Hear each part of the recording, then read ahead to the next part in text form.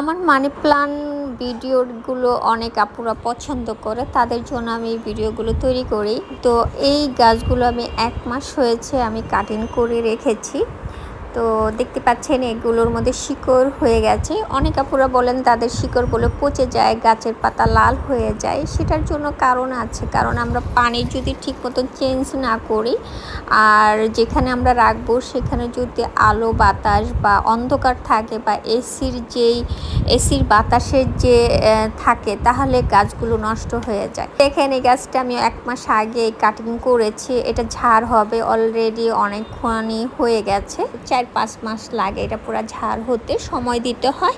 অনেকে আমাকে জিজ্ঞেস করেছে যে এগুলো হতে কত টাইম লাগে। একটু তো টাইম দিতে হবে, আজকে লাগালাম কালকে হয়ে গেল এরকম তো না, আর যত্ন করতে হবে। এইভাবে এক জায়গায় রেখে দেব আর কোনো যত্ন করব না, এইভাবে তো গাছ